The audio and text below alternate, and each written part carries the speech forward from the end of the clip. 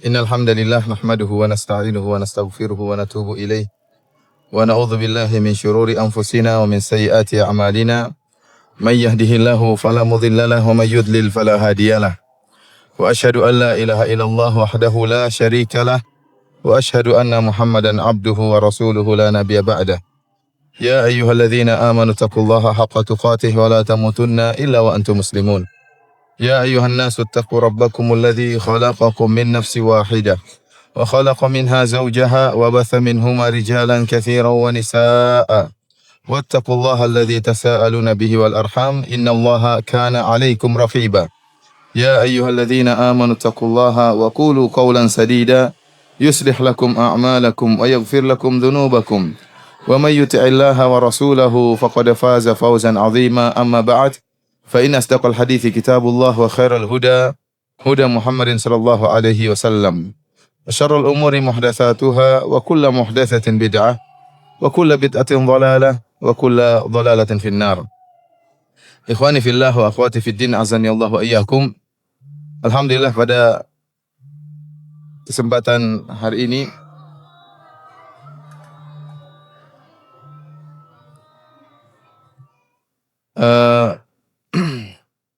pada kesempatan yang berbahagia ini kita akan mencoba untuk mengupas tentang salah satu firqah dari firqah-firqah yang disepakati oleh para ulama tentang kesesatannya, yaitu firqah Syiah Ar-Rafidhah. Ya.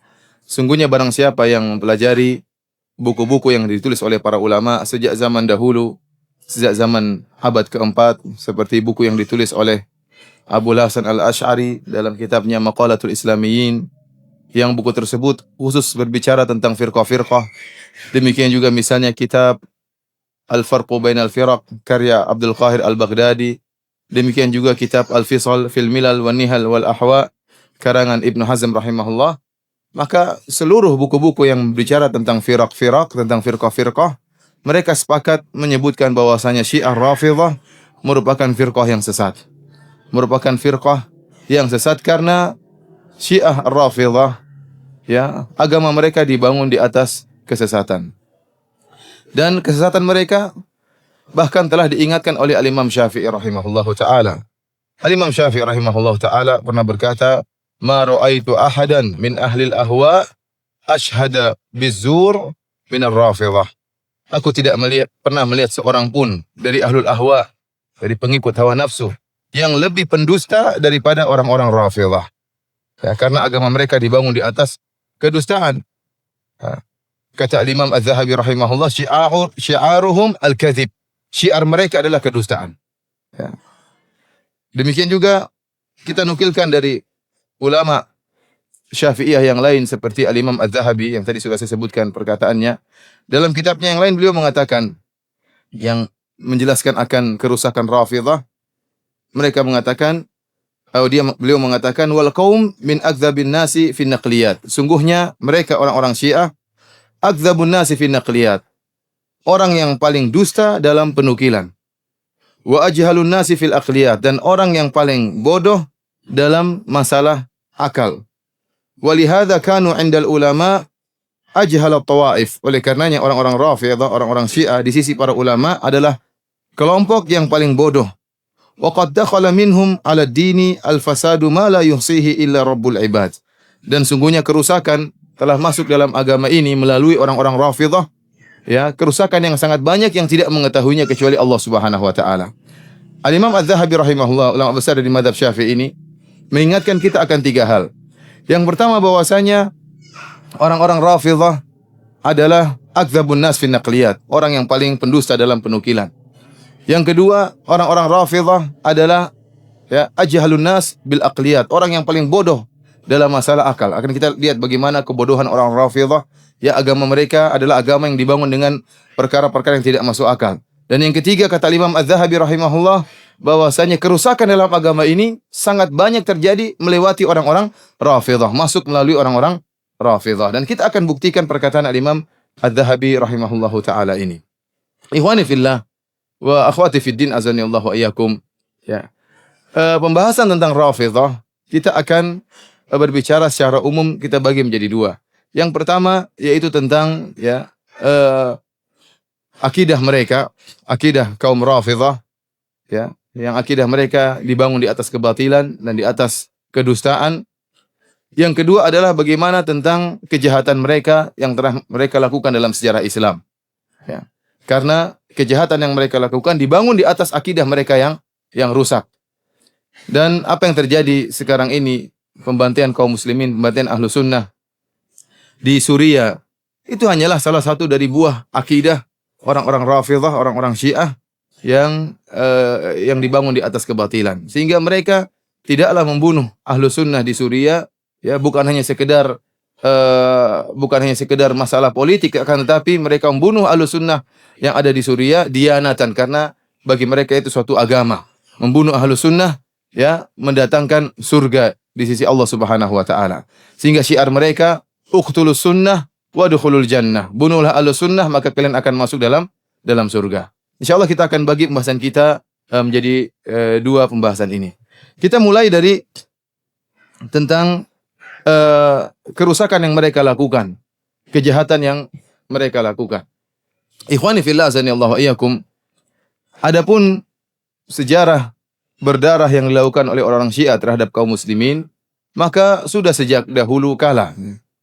Dan hal ini dibangun di atas keyakinan mereka bahwasanya ahlu sunnah adalah orang-orang yang kafir dan najis. Sebagaimana yang dikatakan oleh ulama besar mereka, yaitu yang bernama Nikmatullahi Al-Jazairi dalam kitabnya Al-Anwar An-Nu'maniyah. Jadi kita tatkala menukil akidah orang-orang Syiah, kita nukil langsung dari buku-buku mereka. Alhamdulillah sekarang buku-buku mereka mudah untuk didapatkan. Bahkan di internet juga ada, bisa kita download dalam bentuk PDF. Ya, dan yang berkesempatan ingin membeli silakan buku-buku mereka, terdapat diperjualbelikan, bisa beli di Iran, bisa beli di Lebanon, bisa beli di Kuwait, ya, buku-buku mereka di Bahrain.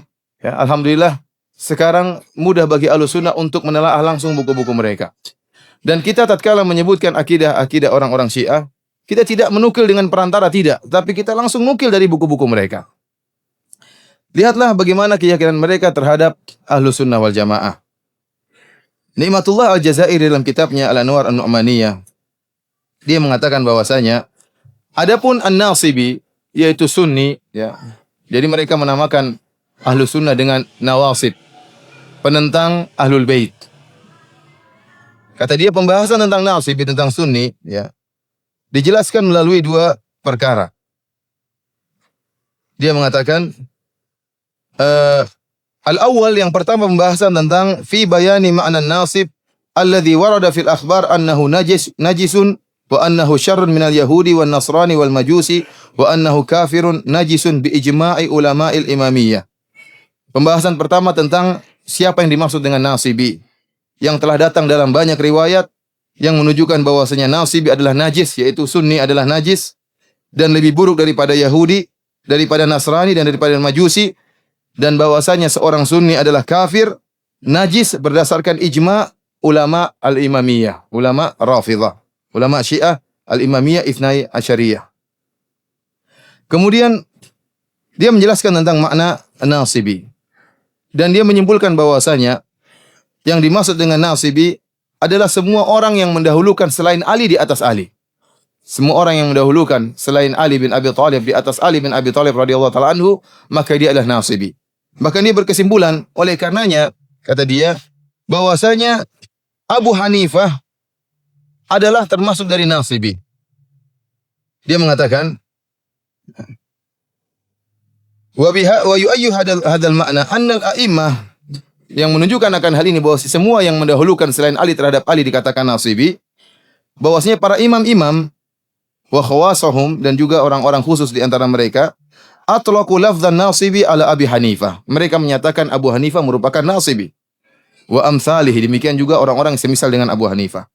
Ma'a anna Abu Hanifah lam yakun mimman nasabal adawah li alil bait. Padahal Abu Hanifah tidak pernah menunjukkan permusuhan terhadap Ahlul Bait. Bal kana lahum qita'un ilaihim wa kana yuzhir lahum tawaddud.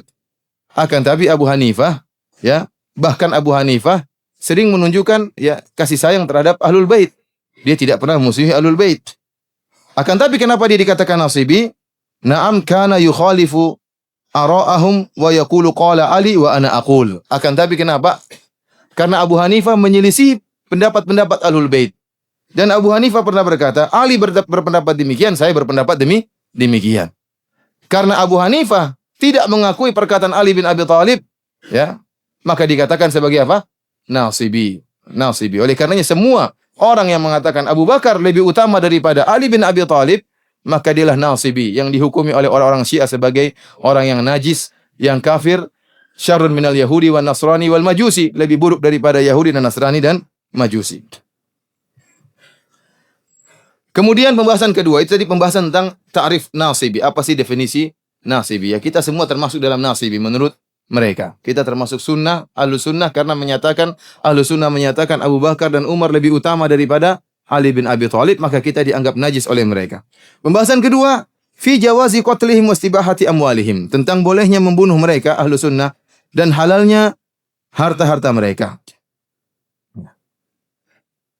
Dia berkata, ya, wa hukmuhu indahum kal kafiril harbi fi aktsaril ahkam. Bahwasanya hukum seorang nasibi, seorang sunni di sisi para ulama Syiah seperti kafir harbi, seperti orang kafir yang menyerang. Kita tahu orang kafir yang menyerang boleh dibunuh dan boleh diambil apa? Hartanya. Kita itu dianggap kafir harbi menurut orang-orang Syiah. Oleh karenanya mereka menukil suatu riwayat, ya, dari Abu Abdullah. Jadi anehnya orang-orang Syiah ini, buku-buku mereka tidak sampai, riwayat-riwayat mereka kebanyakan tidak sampai kepada Rasulullah. Tapi riwayat-riwayat mereka ujungnya kepada Abu Abdullah, yaitu Ja'far As-Sadiq. Ya. Jadi kalau kita buka misalnya buku Biharul Anwar, kemudian kita buku mereka seperti Al-Kulaini, Al-Kafi Al-Kulaini, kita juga buka buku mereka seperti Al-Anwar An-Nu'maniyah. Ujung-ujungnya riwayatnya kepada berkata Abu Abdullah, yaitu Ja'far As-Sadiq. Dia berkata demikian. Bagi mereka perkataan Ja'far As-Sadiq adalah perkataan yang paling tinggi. Bisa mengkhususkan Al-Quran dan bisa bisa menasakh Al-Quran. Karena bagi mereka perkataan imam adalah perkataan, ya, yang langsung dari Allah Subhanahu wa taala. Oleh karenanya tidak ada yang paham Al-Quran kecuali para imam. Nanti akan kita jelaskan bagaimana keyakinan mereka terhadap Al-Quran. Sehingga setiap perkataan imam merupakan hujjah yang paling kuat menurut mereka. Contohnya seperti ini, dalam riwayat ini mengenai najisnya ahlu sunnah. Ya. Mereka nukil riwayat mereka dari siapa? Abu Abdullah, ya, Ja'far As-Sadiq. Ditanya, ma taqulu fi qatli nasib? Bagaimana pendapatmu tentang membunuh seorang nasibi, seorang sunni? Apa kata dia? Qala halalud dam. Darahnya halal. Jawabannya apa? Darahnya halal. Lakinni ittaqi alayka fa in qadirta an taqlib alayhi ha'itan aw tughriqahu fi ma'in likay la yushhad bihi alayka faf'al. Tapi kalau kau mampu untuk membunuh seorang sunni, ya, dengan menjatuhkan tembok, ya, di atas orang sunni tersebut, atau kau tenggelamkan dia supaya tidak ada yang menyaksikan kejahatanmu, ya, maka lakukanlah. Jadi usahakan bunuh orang sunni diam-diam supaya tidak ada yang tahu. Fakultu, aku bertanya lagi, fama tara fi malihi? Bagaimana pendapatmu tentang harta seorang sunni? Kata Abu Abdullah, khudhu ma qadirti. Ambillah semampumu. Ambillah semampumu. Dan fatwa dari Abu Abdullah ini, dari imam mereka ini, dipraktekkan oleh orang-orang Syiah. Dan ini juga disebutkan oleh Ni'matullah Al-Jazairi dalam kitabnya Al-Anwar An-Nu'maniyah. Dia menyebutkan, wa fir riwayat, dalam riwayat-riwayat yang banyak, anna Ali bin Yaqtin wa huwa wazir Rashid qad ijtama'a fi habsihi jama'atun minal mukhalifin. Perhatikan, dia mengatakan dalam banyak riwayat disebutkan bahwasanya Ali bin Yaqtin, salah seorang Rafidhah, yang dia merupakan wazir menterinya Ar-Rashid. Ar-Rashid adalah dari Ahlus Sunnah wal Jamaah. Namun wazirnya adalah Ali bin Yaqtin. Qad ijtama'a fi habsihi jama'atun minal mukhalifin. Suatu saat di dalam penjara berkumpul sekelompok orang dari mukhalifin. Mukhalifin siapa? Ahlus Sunnah. Sampai sekarang istilah mukhalif masih mereka gunakan. Antum kalau nonton di YouTube, banyak ulama-ulama mereka mengatakan adapun al-mukhalif, adapun penyelisih kami. Penyelisih kami maksudnya apa? Ahlus Sunnah. Jadi istilah mereka sebutkan Ahlus Sunnah dengan istilah nasibi, istilah wahabi, dengan istilah juga mukhalif, penyelisih. penyelisih. Orang-orang Ahlussunnah dikatakan yang menyelisih mereka. Wa kana min khawasi Syi'i fa amara ghilmanahu wa hadamu saqfal mahbas. Dan Ali bin Yaqdhin adalah orang-orang khusus spesial dari orang-orang Syiah. Maka dia pun memerintahkan anak buahnya, maka mereka pun menjatuhkan atap dari penjara alal mahbusin, sehingga atap tersebut menimpa Ahlussunnah yang sedang di penjara tersebut. Famatu kulluhum wa kanu 500 rajulin taqriban. Seluruhnya meninggal tatkala itu. Dan jumlah mereka tatkala itu sekitar 500 orang. Jadi benar-benar diterapkan. Jadi kalau bisa bunuh diam-diam, lakukan. Jatuhkan tembok, ini dipraktekkan oleh Ali bin Yaqdhin. Dijatuhkanlah tembok penjara, bunuh 500 orang. Akhirnya apa? Dia ingin tahu apa hukum membunuh mereka ini, apa yang harus dia lakukan. Apakah ada kafarah yang harus dia bayar tatkala membunuh seorang sunnah? Maka dia pun bertanya kepada salah seorang dari imam mereka, yaitu Al-Kazim. Al-Imam Al-Kazim radhiyallahu anhu rahimahullah.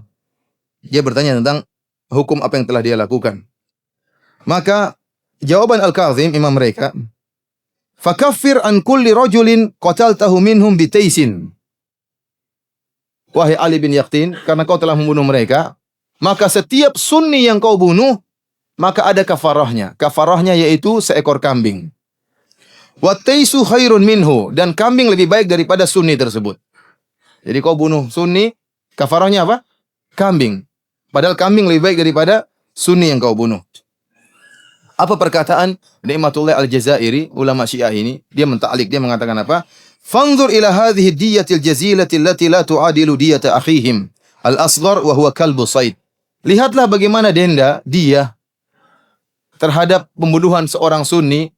Denda yang sangat hina, yang tidak sepadan dengan dendanya kalau kita membunuh saudaranya Ahlussunnah yang kecil, yaitu anjing pemburu. Jadi dia menamakan anjing pemburu sebagai saudara kecilnya Ahlussunnah. Fa inna diyatahu 20 dirhaman.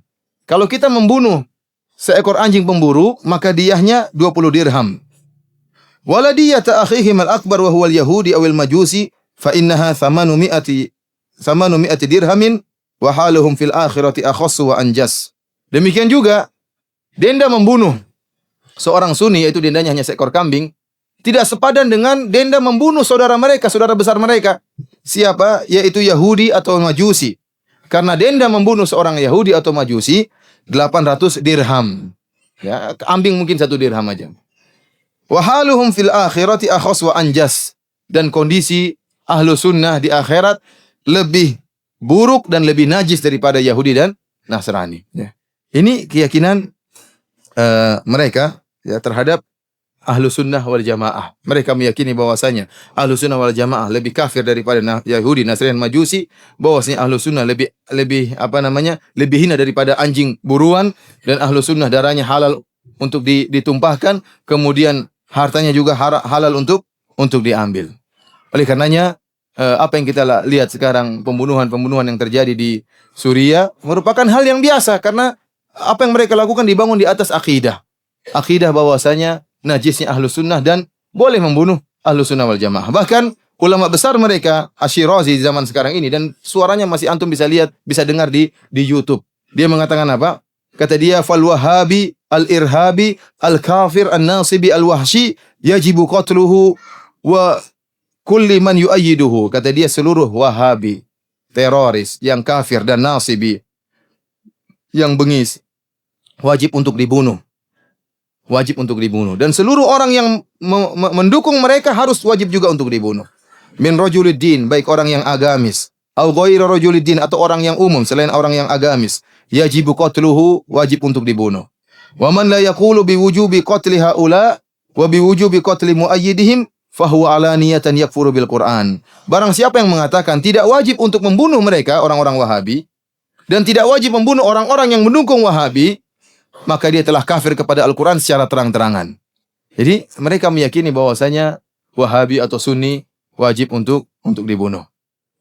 Karenanya ikhwani fillah akhwati fiddin azani Allah yakum, pada kesempatan bahagia ini kita akan menyebutkan tentang bagaimana sejarah berdarah yang telah mereka goreskan dalam sejarah Islam. Bagaimana pembantaian kaum muslimin yang telah mereka lakukan dalam sejarah Islam. Kita mulai dari pembunuhan yang dilakukan terhadap Amirul Mukminin Umar bin Khattab radhiyallahu taala anhu. Dan saya akan menukil sejarah ini dari kitab Al-Bidayah wan Nihayah karangan Al-Hafidz Ibnu Katsir rahimahullah. Saya berusaha menukil perkataan ulama Syafi'iyah dari mazhab Syafi'iyah. Tadi di awal pengajian saya nukil perkataan Imam Syafi'i, kemudian saya nukil perkataan Imam Az-Zahabi yang mereka merupakan sejarawan dari ulama Syafi'iyah. Kemudian sekarang saya nukil dari Al-Hafidz Ibnu Katsir yang seorang ulama yang masyhur yang memiliki tafsir Ibnu Katsir yang alhamdulillah tafsir Ibnu Katsir telah diterjemahkan dalam bahasa kita dan tersebar di kalangan masyarakat. Al-Hafidz Ibnu Katsir memiliki buku sejarah yang berjudul Al-Bidayah wan Nihayah. Ya, yang beliau menjelaskan tentang sejarah-sejarah yang terjadi dalam sejarah Islam. Di antaranya beliau menyebutkan tentang terbunuhnya Umar bin Khattab radhiyallahu taala anhu yang dilakukan oleh Abu Lu'lu'ah Al-Majusi. Kita tahu bahwasanya Umar bin Khattab radhiyallahu taala anhu bukanlah dibunuh oleh seorang Syiah. Karena Syiah di zaman Umar bin Khattab belum ada. Syiah baru muncul di zaman Ali bin Abi Thalib. Di zaman Abu Bakar tidak ada Syiah, di zaman Umar bin Khattab tidak ada Syiah, ya. Di zaman Utsman juga belum ada, sudah mulai muncul di zaman Utsman, ya. Ya, dengan adanya Abdullah bin Sabah, akan tapi nampak begitu besar Syiah tatkala di zaman Ali bin Abi Thalib. Di zaman Umar belum ada. Lantas apa kaitannya pembunuhan Abu Lu'lu' Al-Majusi terhadap Umar? Kenapa kita kaitkan dengan orang-orang Syiah? Kenapa? Karena orang-orang Syiah mendukung pembunuhan Umar bin Khattab radhiyallahu taala anhu. Bahkan mereka mengagung-agungkan Abu Lu'lu' Al-Majusi yang telah berhasil membunuh Umar bin Khattab radhiyallahu taala anhu. Kita tahu bahwasanya, ya, pada tahun 23 Hijriah, Umar bin Khattab radhiyallahu taala anhu dibunuh oleh Abu Lu'lu'ah Fairuz Al-Majusi dengan cara yang penuh dengan cara pengecut. Ya, dia masuk ke dalam Masjid Nabawi tatkala Umar bin Khattab sedang salat subuh. Kemudian Umar bin Khattab radhiyallahu taala anhu, ya, Amirul Mukminin menjadi imam, maka dia salat di rakaat pertama. Abu Lu'lu'ah belum menikam Umar. Salat rakaat pertama, kemudian dia ruku, kemudian dia sujud, kemudian dia bangun lagi di rakaat kedua. Tatkala Umar mulai membaca tilawah di rakaat kedua, ya, Abu Lu'lu'ah menunggu jangan sampai ada jamaah yang terlambat melihat dia ingin menikam Umar sehingga dia tunggu sampai rakaat kedua. Begitu rakaat kedua, maka dia langsung menikam Umar bin Khattab radhiyallahu taala anhu dengan 3 tikaman. Salah satu tikaman yang dia tusuk kepada Umar adalah di bawah pusar Umar. Yang ini tikaman inilah yang menjadikan Umar radhiyallahu taala anhu meninggal dunia. Sehingga setiap beliau makan, maka makanan tersebut keluar dari bawah pusar beliau.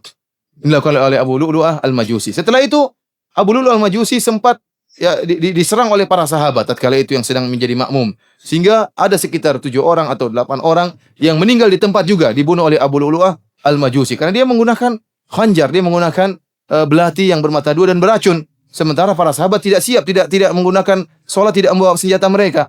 Sehingga akhirnya dia merasa dirinya tidak bakalan selamat, maka dia pun bunuh diri. Bunuh diri. Sekarang Abu Lu'lu'ah Al-Majusi ini, kuburannya diagung-agungkan di kota Iran, di kota Kashan.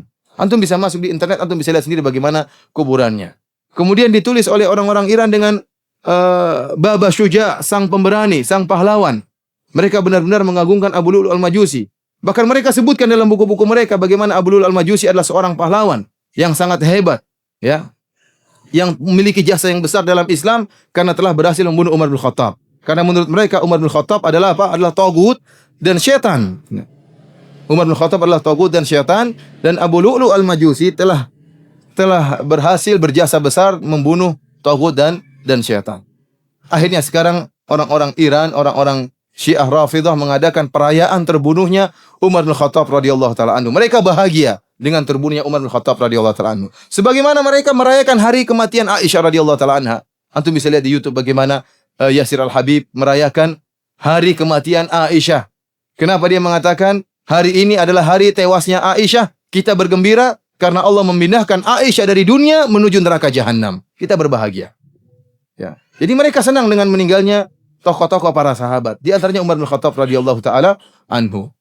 Padahal kita tahu bahwasanya Abu Lu'lu'ah Al-Majusi bukanlah pemberani tapi pengecut.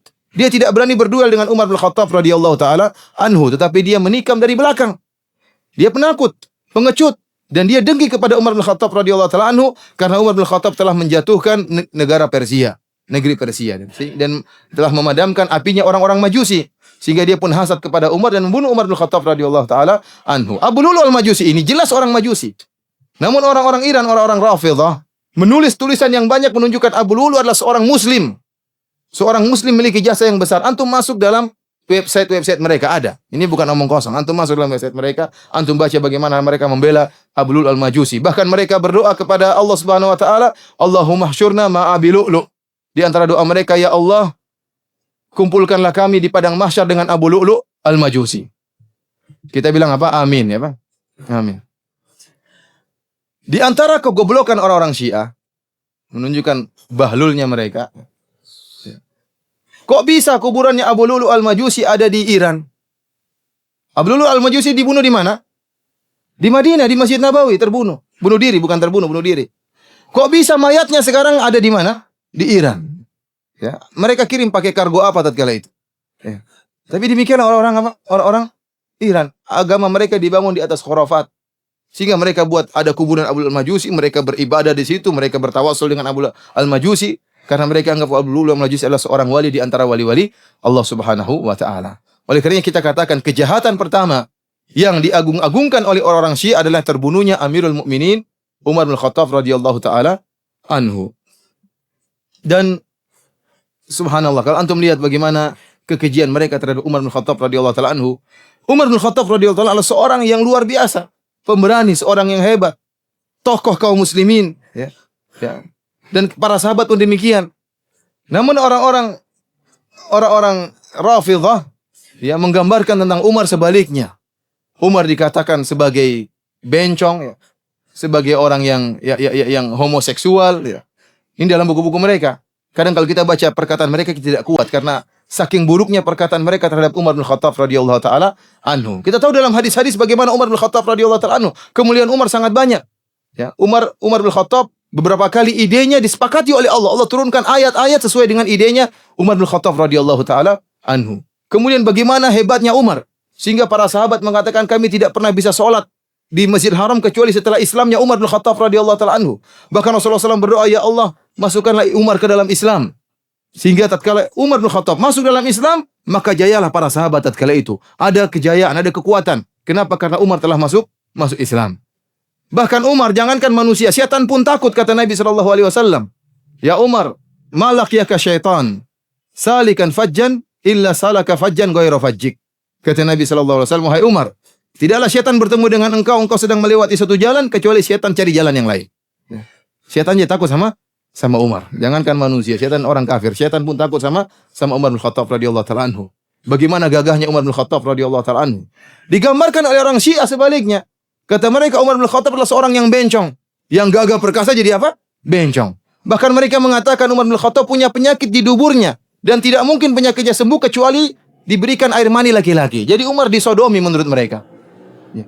Bayangkan bukan cuma bencong yang jago, bencong yang bencong sekalian. Dia sudah jadi bencong disodomi lagi.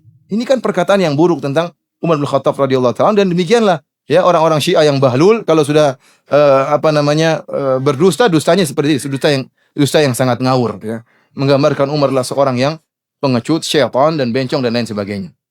Oleh karenanya mereka bangga dengan terbunuhnya Umar bin Khattab radhiyallahu taala anhu. Oleh karenanya ikhwani fillah azanillahu wa iyyakum, mereka menafsirkan firman Allah Subhanahu wa taala, ya, yaitu Rabbana arinal ladaini adallana minal jinni wal insi naj'alhuma tahta aqdamina liyakuna minal asfalin. Tatkala penduduk neraka jahanam berdoa kepada Allah atau minta kepada Allah, ya Allah, tunjukkanlah kepada kami dua orang atau dua dari jin dan manusia, gitu. Dua makhluk dari jin dan manusia, naj'alhuma tahta aqdamina, agar kami injak-injak mereka di bawah kaki kami. Liyakuna minal asfalin, agar kedua makhluk ini ya menjadi orang-orang yang paling rendah. Kata mereka, dua makhluk ini yang akan diinjak-injak di neraka jahanam dari jin dan manusia adalah Umar dan Abu Bakar. Ini perkataan mereka dalam kitab Biharul Anwar. Biharul Anwar ini kitab yang paling mulia, paling top di sisi mereka. Jadi ada beberapa kitab yang top di antara mereka seperti Al-Kafi karangan Al-Kulaini, kemudian juga Biharul Anwar karangan Al-Majlisi. Dan subhanallah sebagian ulama mengatakan kitab-kitab ini dahulu di zaman Syekhul Islam Ibnu Taimiyah tidak sempat menelaah kitab-kitab orang-orang Syiah seperti Al-Kafi dan juga Biharul Anwar. Sehingga Ibnu Taimiyah dalam beberapa perkara dia mengatakan haddatsani thiqah, ya, orang thiqah mengatakan kepadaku bahwasanya orang Syiah meyakini demikian. Padahal itu sudah jelas mutawatir dalam agama Syiah. Namun Syekhul Islam Ibnu Taimiyah tatkala membantah Syiah tidak sempat menelaah buku-buku mereka. Kita alhamdulillah sempat menelaah buku-buku mereka. Sekarang buku-buku mereka nampak. Dalam kitab Biharul Anwar, kitab yang dimuliakan oleh mereka, kitab yang muktamad isi mereka, disebutkan bahwasanya dua orang yang akan diinjak-injak pada hari kiamat adalah Abu Bakar dan Umar. Kenapa Abu Bakar Umar dikatakan al-jin minal jinni wal insi minal jin, artinya Umar bin Khattab. Kata mereka, Umar adalah jin yang disebutkan dalam ayat ini. Innama kunniya bihi anhu li'annahu kana syaitanan. Kenapa Umar dikatakan jin dalam ayat ini? Karena Umar adalah syaitan. Imma li'annahu kana syaraka syaitan likaunihi waladu zina, ya. Karena dia anak zina sehingga dikatakan apa? Syaitan, ya. Aw li'annahu kana fil makr wal khadi'ah ka syaitan, atau dia memang tatkala menipu, ya, seperti syaitan. Sehingga mereka mengatakan Umar apa? Syaitan dan jin dan tagut dan yang sebagainya. Ikhwani fillah azanillahu ayyakum. Ini kejahatan pertama sejarah berdarah yang didukung oleh orang Syiah. Adapun kejahatan berikutnya yang dilakukan oleh orang Syiah, ya, seperti pengkhianatan besar-besaran yang dilakukan oleh seorang Rafidh yang bernama Ibnul Alqami dan juga Nasiruddin At-Tusi Ar-Rafidhi yang menyebabkan terbunuhnya sekitar 1,5 juta kaum muslimin di kota Baghdad. Dan ini pun disampaikan oleh Al-Hafidh Ibnu Katsir rahimahullah dalam kitabnya Al-Bidayah wan Nihayah. Yang peristiwa tersebut terjadi pada tahun 656 Hijriyah di zaman Khalifah Al-Mu'tasim. Al-Mu'tasim rahimahullahu taala, ya, adalah raja terakhir dari dinasti Abbasiyah. Dan dia memiliki seorang perdana menteri yang bernama Ibnul Alqami. Ibnul Alqami seorang Rafidhah dan hakut, sangat dengki kepada Ahlus Sunnah wal Jamaah. Ya, padahal dia sudah dibaiki oleh Al-Mu'tasim bertahun-tahun, dia menjadi perdana menteri, dimuliakan oleh Al-Mu'tasim. Namun ingat, orang Syiah memiliki makar, senantiasa berharap kapan Ahlus Sunnah bisa habis, bisa dihancurkan. Sehingga tatkala dia ingin menghancurkan, ya, dinasti Ahlus Sunnah, dia membuat rencana jangka panjang. Orang Syiah itu bukan orang-orang yang tidak punya tanzim, tidak punya aturan, enggak, mereka punya aturan dan mereka punya rencana-rencana. Rencana berapa tahun berikutnya, rencana 50 tahun berikutnya, ya, untuk menguasai dunia, untuk menghabisi Ahlus Sunnah. Di antaranya rencana yang dilakukan oleh Ibnu Al-Qam, dan ini disebutkan oleh Ibnu Katsir rahimahullahu taala. Makanya saya sering mengangkat Ibnu Katsir karena saya tahu kebanyakan kita di tanah air Indonesia bermadzhab Syafi'i. Maka ingatlah, ini perkataan ulama Syafi'iyah. Apakah kita mendustakan perkataan Imam Syafi'i? Apakah kita mendustakan perkataan Imam Az-Zahabi? Apakah kita mendustakan perkataan Al-Hafidz Ibnu Katsir rahimahullah yang telah menjelaskan akan bahayanya Rafidhah? Ya. Karena sekarang banyak orang-orang yang mengaku bermadzhab Syafi'i, ya, berkhianat dan mengesankan bahwasanya Syiah tidak ada masalah. Syiah adalah saudara-saudara kami. Ini adalah pengkhianatan, kedustaan yang mereka lakukan terhadap rakyat atau Ahlus Sunnah yang bermadzhab Syafi'iyah. Ibnu Katsir menyebutkan bahwasanya Ibnu Al-Alqami tatkala ingin menghancurkan Ahlus Sunnah, maka dia meletakkan rencana jangka panjang. Pertama, dia merayu khalifah untuk, ya, mengurangi gaji para tentara. Serdadu atau tentara tatkala itu pasukan yang ada di Baghdad jumlahnya sekitar 100.000. Maka dikurangi gajinya. Ini tidak perlu, sekarang ada perdamaian, tidak ada keributan, tidak ada masalah. Kurangi saja gaji para tentara tersebut, digunakan untuk yang lain. Akhirnya gaji tentara dikurangi. Tatkala gaji tentara dikurangi, tentu tentara jadi malas jadi tentara. Ya. Kemudian apalagi banyak orang-orang yang dipreteli dari diwan gaji, dari daftar gaji si fulan tentara ini tidak diberi gaji. Sehingga akhirnya tentara yang tadinya jumlah 100.000 berkurang, mengundurkan diri. Sampai tinggal tentara yang ada di Baghdad dari 100.000 menjadi 10.000, tinggal sedikit. Tinggal 10.000. Ini berjalan dengan bertahun-tahun. Setelah jumlah tentara menjadi 10.000, maka dia pun mengirim surat kepada Holako. Holako, ya, penyembah berhala, dikirim surat dari Tatar, kirim surat bahwasanya seranglah Baghdad karena pasukan tentara tinggal sedikit. Dan ternyata Holako punya penasehat, Nasiruddin At-Tusi, dan juga seorang Rafidhah. Seorang Rafidhah ini adalah penasehat penyembah berhala, ya, Holako. Maka terjadilah kerjasama antara menteri dari Mu'tasim dan penasihat dari Holako. Ini mengirim surat kepada temannya. Maka datanglah Holako dengan pasukannya ingin menyerang kota Baghdad. Maka masuklah mereka di kota Baghdad. Tatkala mereka datang ingin menyerang kota Baghdad, maka Khalifah Al-Mu'tasim bersama pasukan yang tinggal sedikit 10.000 tersebut siap bertempur, ya, berjihad di jalan Allah Subhanahu wa taala. Di sini Ibnu Al-Qami berperan lagi. Dia mengatakan tidak perlu khalifah kita berperang, kita berdamai saja dengan Holaqah. Maka datanglah engkau bersama sebagian anak buah untuk bertemu dengan Holaqah. Dirayu oleh Ibnu Al-Qami. Maka berangkatlah Al-Mu'tasim dengan beberapa anak buahnya bertemu dengan Holaqah. Maka kemudian dihinakan dan dibunuh oleh Holaqah. Setelah dibunuh khalifahnya, maka mereka pun masuk dalam kota Baghdad dan mereka menumpahkan darah kaum muslimin, darah ahlu sunnah yang tatkala itu berjumlah sekitar 1,5 juta ahlu sunnah wal jamaah dibunuh oleh Holaqah akibat kerjasama antara Ibnul Al-Qami, seorang Syiah, dan juga Nasiruddin At-Tusi, juga seorang Syiah. Ikhwani fillah azanillahu wa iyyakum, kasus terbunuhnya ahlu sunnah ini diakui juga oleh sejarawan Syiah. Mereka tidak mendustakan peristiwa ini. Dan itu terjadi di abad ke-7. Sementara Ibnu Katsir di abad ke-8. Ibnu Katsir tentunya tahu persis tentang kejadian tersebut.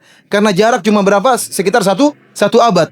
Kejadian yang 656 Hijriah abad ke-7, Ibnu Katsir adalah ulama abad ke-8. Sehingga jaraknya tidak jauh. Jadi Ibnu Katsir tidak omong kosong. Dan peristiwa ini pun diakui oleh orang Syiah. Seperti yang diakui oleh Ibnu Sa'i dalam kitabnya A'yanu Syiah, tokoh-tokoh Syiah. Ya, dia menyebutkan bahwasanya tentang peristiwa terbunuhnya Khalifah Al-Mu'tasim dan jatuhnya Daulah Al-Abbasiyah. Dia mengatakan, wa sababuhu anna wazir al-Khalifah Muayyiduddin Ibn al-Alqami kana rafidhiyan wa kana min ahli al-Karth. Dia mengatakan sebab jatuhnya negara Abbasiyah karena menteri sang khalifah yang bernama Ibnul Al-Qami. Kemudian dia melakopi Ibnul Al-Qami dengan mengatakan Muayyiduddin, penolong agama, Ibnul Al-Qami. Kana rafidhiyan, dan dia adalah seorang Rafidhah. Dia seorang apa? Rafidhah. Ini yang mengatakan demikian siapa? Adalah sejarawan Syiah sendiri. Yang orang ini, sejarawan Syiah Ibnu Sa'i ini, meninggal pada tahun 674 Hijriah. Peristiwa terjadi 656 Hijriah, dia meninggal 674 Hijriah. Jadi dia benar-benar mengetahui kejadian tersebut. Dan dia menyatakan dalam buku sejarahnya, yang berjasa menjatuhkan Daulah Abbasiyah, Daulah Ahlu Sunnah, adalah Muayyiduddin, penolong agama, Ibnul Al-Qami, dan dia adalah seorang Rafidhah. Demikian juga Al-Khumaini. Al-Khumaini mengagung-agungkan Nasiruddin At-Tusi. Dalam kitabnya Al-Hukum Al-Islamiyah, Al-Khumaini berkata, wa yash'urun nasu bil khasara aidan bi fuqdanil hawajah Nasiruddin At-Tusi. Sungguhnya masyarakat atau manusia merasa rugi dengan hilangnya tokoh ulama Nasiruddin At-Tusi. Mimman qaddama khadamatin jalilatan lil Islam, yang telah memberi sumbangsi yang besar bagi Islam.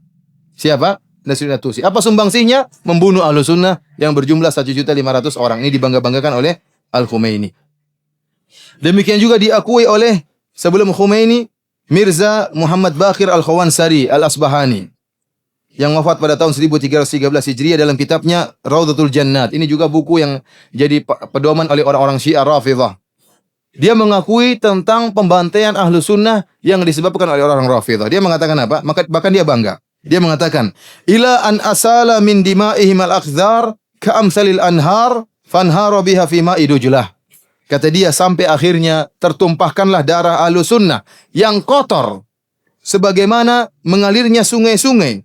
Fanhara biha fi ma'i dujlah, maka kemudian darah-darah kotor tersebut tenggelam dalam sungai Dujlah. Wa minha ila nari jahannam daril bawar. Kemudian setelah darah-darah yang kotor tersebut masuk di sungai Dujlah, nanti akhirnya akan lari ke dalam neraka Jahannam. Ya, jadi dia bangga dengan terbunuhnya ahlu sunnah, dan dia mengatakan mereka 1.500.000 orang tersebut semuanya akan masuk dalam neraka Jahannam. Demikian juga dia memuji Nasiruddin At-Tusi. Ya, karena pembantaian ini merupakan kerjasama antara Ibnul Al-Qami dengan Nasiruddin At-Tusi. Dia mengatakan, faraggabahul muhaqqiq qaddasa sirrahu fi taskhiri Iraqil Arab fa'azama halaku khan ala fathi Baghdad. Kata dia, faraggabahul muhaqqiq. Maka al-muhaqqiq, seorang alim, Nasiruddin At-Tusi, kemudian memprovokasi Holaqah untuk menyerang kota Baghdad. Dan dia akui. Dia bilang Nasiruddin At-Tusi adalah apa? tokoh yang muhakkik, orang alim yang telah memprovokasi Holako untuk membunuh Ahlus Sunnah di Baghdad. Dia banggakan hal ini. Ini menunjukkan bahwasanya orang-orang Syiah bangga dengan terbunuhnya Ahlus Sunnah wal Jamaah. Ikhwani fillah azanillahu ayakum. Dan tentunya masih banyak kejadian-kejadian, sejarah-sejarah berdarah yang dilakukan oleh orang Syiah terhadap Ahlus Sunnah wal Jamaah. Antum bisa buka dalam buku-buku sejarah. Sering terjadi berulang-ulang. Ya, pembantaian-pembantaian Ahlus Sunnah wal Jamaah. Dan sekarang kita lihat buktinya zaman sekarang ini. Pembantaian Ahlus Sunnah wal Jamaah di Iran, di Irak. Ya. Kemudian yang sekarang parah-parahnya di Suriah. Ya, luar biasa bagaimana Ahlus Sunnah dibunuh. Tidak mengenal apakah, tidak membedakan antara orang tua dengan anak-anak, wanita. Ya, semuanya dibunuh. Wanita diperkosa, kemudian dibunuh. Ya, anak-anak dicincang, orang tua dibunuh. Mereka tidak peduli karena bagi mereka membunuh Ahlus Sunnah adalah pahala yang mendapatkan pahala yang besar dan masukkan mereka ke dalam surga. Namun ikhwani fillah azanillahu wa iyyakum, alhamdulillah dengan terjadinya pembantaian Ahlus Sunnah di Suriah, ya, ini ada hikmah yang luar biasa yang saya lihat. Hikmahnya apa? Hikmahnya bahwasanya Ahlus Sunnah mulai tersadarkan. Karena kebanyakan Ahlus Sunnah mereka terpedaya dengan slogan-slogan Syiah. Syiah senantiasa melakukan taqiyah. Dia mengatakan kami adalah bersaudara, kami adalah saudara kalian. Kita Syiah adalah mazhab kelima. Bahkan ini didukung oleh ulama-ulama Ahlus Sunnah yang terpedaya dengan mereka atau yang dibeli oleh mereka, karena sebagian ulama Ahlus Sunnah dibeli oleh orang Syiah, orang Iran, sehingga mereka pun bela-bela mazhab Iran, mazhabnya orang-orang Syiah. Namun tatkala terjadi pembantaian di Suriah, ya, sekarang terbuka mata Ahlus Sunnah bagaimana bahayanya orang-orang Rafidhah. Saya dahulu tatkala ke Madinah sekitar 12 tahun yang lalu, kalau saya berbicara dengan orang Saudi, saya bilang, bahaya bagaimana orang Syiah di tempat kalian. Kata mereka, kata orang Saudi, ya akhi, mereka juga saudara kita. Musuh kita sama Yahudi dan Amerika. Kita orang Syiah saudara kita. Mereka juga Islam, Nabi mereka juga Muhammad. Tuhan mereka juga Allah Subhanahu wa taala. Itu dulu perkataan mereka. Sekarang tidak ada lagi perkataan seperti itu. Sekarang Ahlus Sunnah sudah sadar akan bahayanya orang-orang Syiah. Bagaimana mereka membasmi Ahlus Sunnah di mana-mana. Mereka membunuh saudara-saudara kita di Iran. Mereka membunuh saudara-saudara kita di Irak dengan begitu sadisnya. Apalagi sekarang yang ada di Suriah. Sehingga sekarang taqiyah yang mereka lakukan tidak bermanfaat. Sekarang di seluruh negeri Arab, orang-orang Syiah tidak bisa bertaqiyah lagi.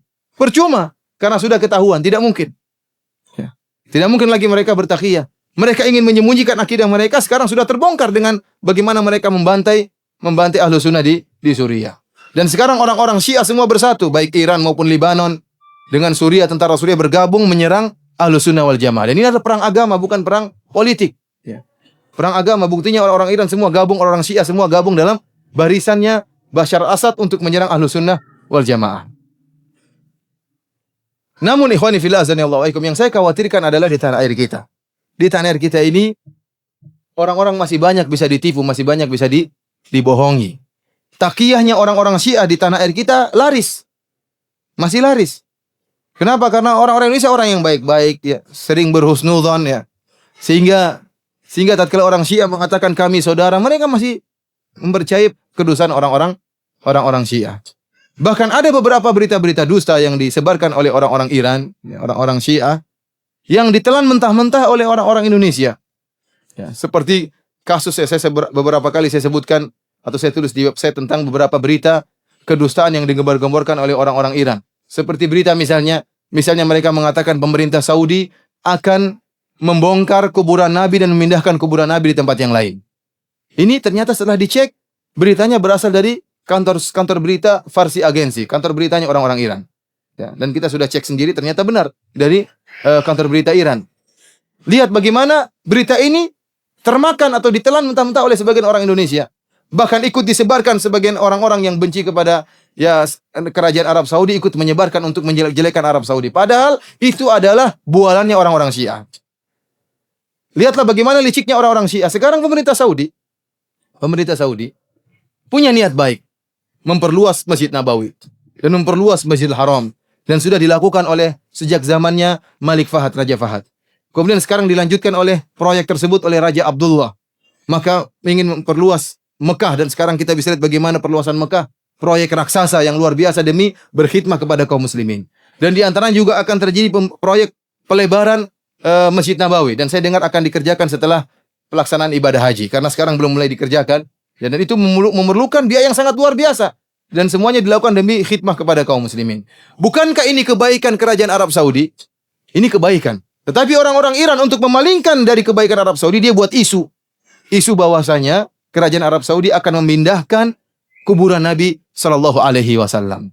Orang-orang akhirnya lupa dengan jasa Arab Saudi yang ingin berbesar Masjid Nabawi, malah terpancing dengan orang Arab Saudi kurang ajar, ingin memindahkan kuburan Nabi Shallallahu Alaihi Wasallam. Padahal ini dusta besar. Lihat pintarnya, liciknya orang-orang Syiah. Sehingga orang pun lupa dengan kebaikan Arab Saudi, yang diingat keburukan. Mulailah sebagian orang Indonesia, ya terutama orang yang mengaku sebagai aswaja, mencela dan mencaci maki Arab Saudi, padahal semuanya berita dusta. Di antara berita dusta yang mereka sebarkan pula, contohnya mereka mengatakan, ya, Arab Saudi telah menghapus Israel dari daftar musuh. Ini tersebar pula, ternyata dicek dari kantor berita Iran juga. Kata mereka Arab Saudi menghapus daftar Israel dari daftar musuh. Sekarang saya tanya, sejak kapan Arab Saudi punya daftar musuh dan daftar teman? Kemudian daftar musuhnya dihapus. Nggak ada, ini kebohongan saja. Kemudian kalau Arab Saudi ingin menghapus Israel dari daftar musuh, ngapain dia sebut-sebutkan? Lihat Israel sekarang jadi teman kita. Ini nggak benar seperti ini. Luar biasa, ini kedustaan, tapi dimakan telan-telan, dimentah-mentah oleh orang-orang, sebagian orang-orang Indonesia. Sementara dengan isu seperti ini, seakan-akan orang Arab Saudi tidak punya jasa sama Palestina. Ini dusta besar. Orang Arab Saudi, satu orang saja kalau nyumbang kepada rakyat Palestina bisa bermiliar-miliar. Satu orang saja dari pedagang di Arab Saudi. Ya. Dan mereka punya dana khusus tahunan untuk disumbangkan kepada rakyat Palestina. Dan Arab Saudi alhamdulillah sampai sekarang menyumbang di mana-mana. Di orang-orang Mesir mereka sumbang untuk bantuan kepada saudara-saudara mereka di Mesir, terutama terhadap saudara-saudara mereka di Palestina, kemudian saudara-saudara mereka di Suriah, disumbang terus oleh orang-orang Arab Saudi. Sementara dengan isu yang dibuat oleh orang Syiah ini, maka orang-orang melupakan kebaikan Arab Saudi. Contoh lagi isu yang dibuat oleh orang Syiah dan sekarang tersebar luar biasa sekarang ini. Bahwasanya orang-orang Wahabi takfiri, suka mengkafirkan kaum muslimin dan bengis, menumpahkan darah, sampai dibuatlah sebuah buku, ya, yang menulis tentang sejarah berdarah sekte Wahabi. Menggambarkan orang yang baca buku itu berkesimpulan bahwasanya orang-orang Wahabi bengis, suka membunuh kaum muslimin. Ini dusta yang sangat konyol dan super konyol. Sekarang tanya sama jemaah haji dan jemaah umrah, apakah mereka kalau pergi ke Arab Saudi melaksanakan ibadah haji ketakutan akan dibunuh oleh orang-orang Arab Saudi? Tanya sama mereka, apakah mereka ketakutan kalau ke sana? Bukankah Arab Saudi merupakan sumbernya Wahabi? Apakah mereka bengis membunuh kaum muslimin, menumpahkan darah kaum muslimin, ataukah sebaliknya mereka malah mengeluarkan dana untuk berkhidmah kepada kaum muslimin? Jawabannya yang kedua, justru mereka mengeluarkan dana bagaimana berkhidmat kepada kaum muslimin, bagaimana meluaskan Masjid Nabawi, meluaskan Masjidil Haram, bagaimana mereka menyebarkan Al-Quran secara gratisan, bahkan dana gratisan Al-Quran pun dikorupsi oleh sebagian orang di sini. Sampai saya ketemu sama sebagian orang Saudi, dia mengatakan, bagaimana Aceh sekarang? Apakah mereka sudah bisa bangun rumah? Saya bilang, kayaknya belum. Sampai orang Saudi mengatakan, ya akhi, dana kalau yang kita sumbangkan itu semua dimanfaatkan, itu mereka sudah bisa bangun rumah. Enggak tahu di mana, disunat di mana dananya. Ya, artinya, subhanallah. Jadi, isu yang berkembang luar biasa. Ya. Kita bukan dalam rangka, kita ingin menyampaikan kenyataan. Arab Saudi adalah negara Islam, ya, yang penuh dengan kekurangan. Tetapi, secara global, kebaikan mereka masih lebih banyak. Ya. Kemudian mereka adalah satu-satunya negara yang menegakkan hukum Islam. Tidak ada negara lain seperti negara Arab Saudi di mana kemaksiatan tidak bebas.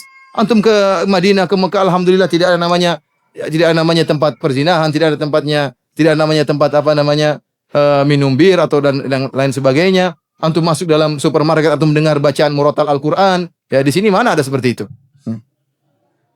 Akan tapi luar biasa bagaimana isu yang dibuat oleh orang Iran. Di antara isu yang dibuat oleh orang Syiah juga, seperti misalnya mereka mengatakan ada seorang Wahabi yang naik di atas kubah hijaunya Nabi dan ingin menghancurkan kubah hijau, akhirnya terkena petir. Akhirnya mati di atas kubah hijau tersebut, sampai sekarang mayatnya masih ada di atas. Tidak ada yang berani turunkan. Ini dusta yang sangat konyol. Kalau ingin menghancurkan kubah, ngapain manjat kubah? Orang goblok yang manjat kubah ingin ngelepasin yang nggak bisa, pinginnya dari bawah hancurin. Dan orang yang ke Madinah tidak ada mayat di atas itu. Itu hanya kedustaan, tapi disebarkan juga oleh sebagian kaum muslimin termakan dengan kedustaan ini. Oleh karena ikhwani fillah azanillahu ayakum, kita ini di sini masih termakan dengan berita. kita sampai berita kepada kita dengan bentuk yang tidak benar. Sebagai contoh misalnya kita bicara dengan Gaddafi. Gaddafi, kalau antum tanya orang Arab manapun, orang Libya ke antum tanya, orang Kuwait ke antum tanya, orang Emirat, orang Bahrain, yang penting orang Arab. Antum tanya bagaimana Gaddafi, mereka mengatakan Gaddafi bajingan, semua orang tahu. Kenapa? Betapa bengisnya Gaddafi membunuh orang-orang yang multazim, orang-orang yang istiqomah dibunuh, ya. Dibasmi, dibunuh di penjara. Bahkan teman saya orang Libya mengatakan, kami tidak bisa sholat 5 waktu di satu masjid. Kalau sampai kami sholat 5 waktu satu masjid pasti ditangkap.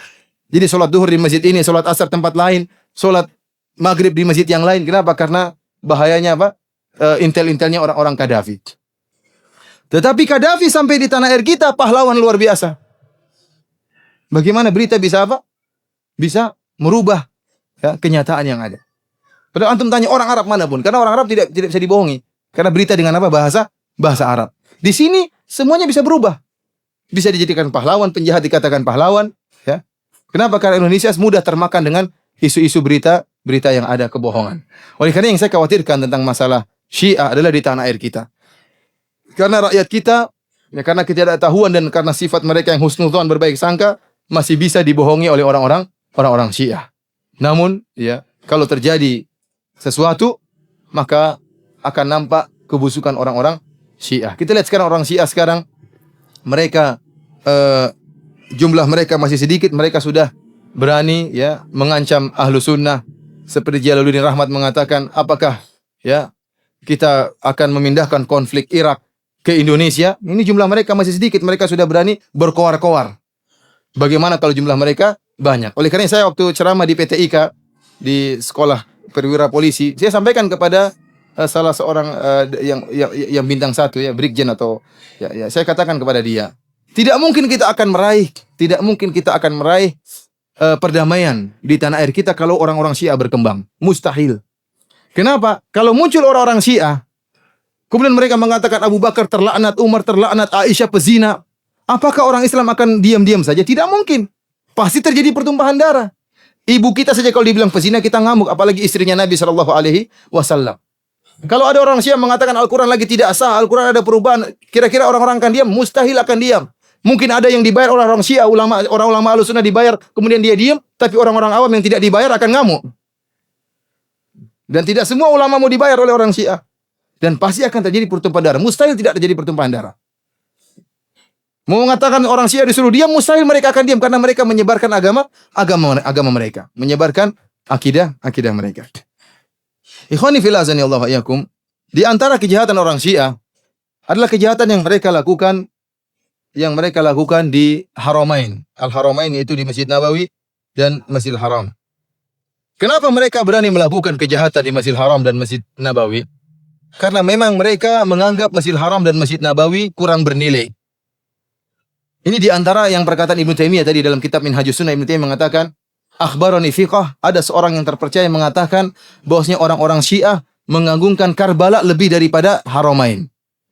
Ibnu Taimiyah rupanya tidak tahu buku-buku, tidak sampai kepada dia buku-buku orang Syiah. Padahal riwayat tentang Karbala lebih afdal daripada Haramain ini riwayat yang mutawatir, terlalu banyak dalam buku-buku mereka. Dan antum bisa lihat di YouTube ya. Saya pernah lihat di YouTube bagaimana ceramah-ceramah mereka tentang Karbala. Dan antum bisa masuk dalam website mereka bagaimana keutamaan tanah Karbala.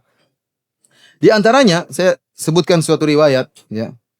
Qala Ja'far As-Shadiq, dialah Abu Abdullah, dia mengatakan tentang keutamaan tanah Karbala.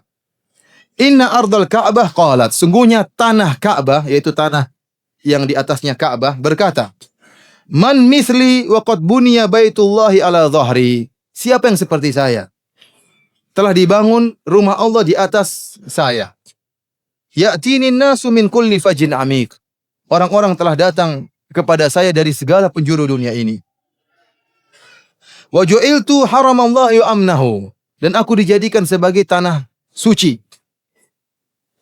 Ini ceritanya kata Ja'far bahwasanya tanah Ka'bah lagi pamer, lagi sombong. Apa kata Ja'far? Fa'auhallahu ilaiha an kufi wa qarri. Maka Allah Subhanahu wa taala pun memberi wahyu kepada tanah Ka'bah, diamlah kamu, jangan banyak omong, diam. Ma fadlu ma fudilti bihi fima a'taitu Karbala ila bimanzilatil ibrah ghurisat fil bahr fahamalat min ma'il bahr. Kata Allah Subhanahu wa taala, wahai Ka'bah, wahai tanah Ka'bah, tidaklah keutamaanmu dibandingkan dengan keutamaan Karbala kecuali seperti jarum yang dimasukkan ke dalam lautan, kemudian dicabut jarum tersebut, keutamaanmu itulah di jarum tadi. Adapun lautan adalah keutamaan apa? Karbala. Walaula turbatu Karbala ma faddaltuki. Kalau bukan karena tanah Karbala, saya tidak akan muliakan engkau, wahai tanah Ka'bah. Walaula man tadammanahu ardu Karbala ma khalaqtuki, wahai tanah Ka'bah. Kalau bukan karena di Karbala ada Husain, dikubur di tanah Karbala, saya tidak akan memuliakan, tidak akan menciptakan engkau, wahai siapa? Wahai tanah Ka'bah.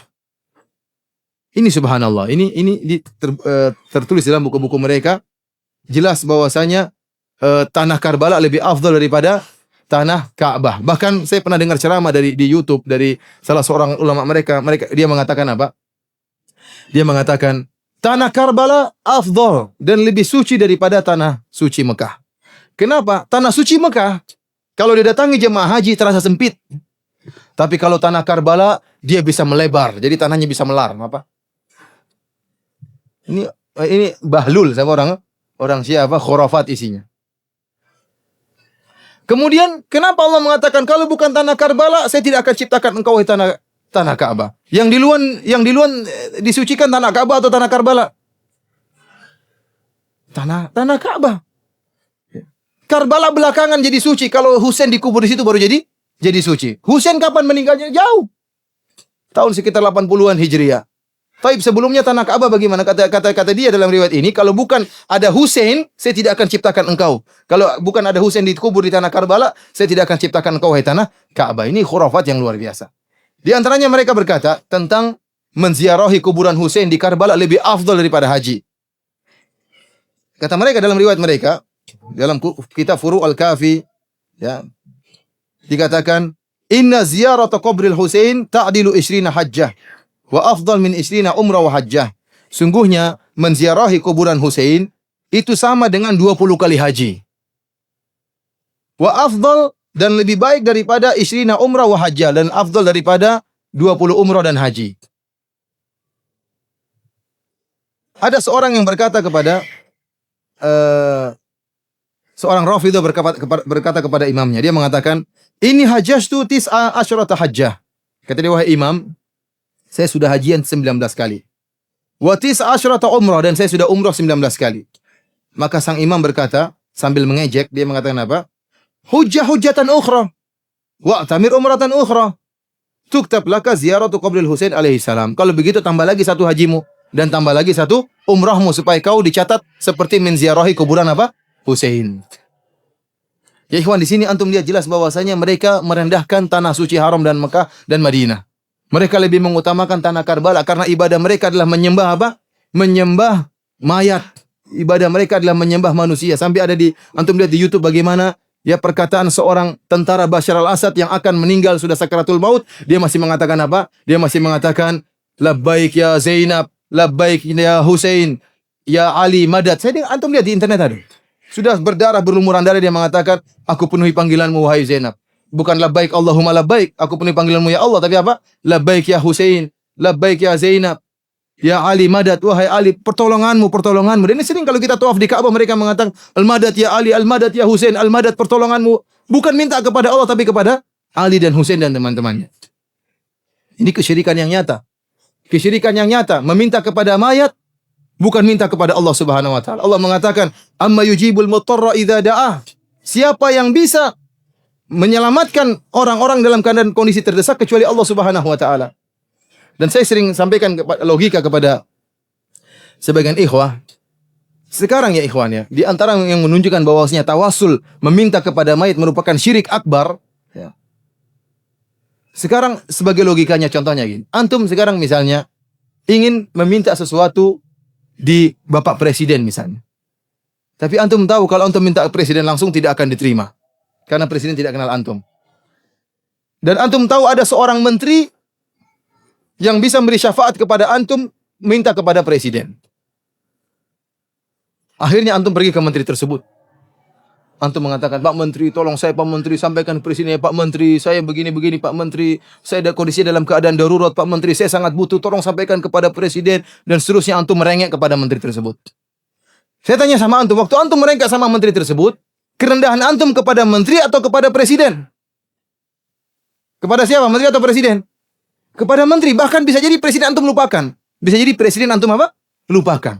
Benar-benar antum merendah dan merengek kepada sang Menteri. Itulah yang terjadi kepada para penyembah kubur. Tatkala mereka ya wali, ya ini minta, benar-benar mereka lupa kepada Allah, seakan-akan kunci pengabulan daripada wali tersebut. Kalau wali bilang na'am, akan turun mandat dari presiden. Kalau wali bilang iya, akan turun. Wali ridha, maka akan turun otomatis mandat dari presiden. Sehingga kerendahan mereka, kehinaan mereka kepada penghuni kubur. Inilah kesyirikan yang nyata. Ibadah orang-orang Syiah adalah penyembah terhadap penghuni kubur, kepada Husain, kepada Ali dan yang lainnya.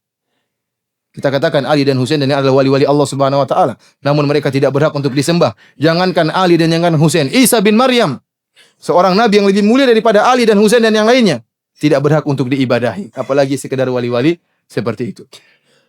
Ikhwani fillah azani Allah wa yakum. Karena mereka merendahkan tanah suci Mekah dan Madinah, sehingga mereka berani berbuat onar di Mekah dan Madinah.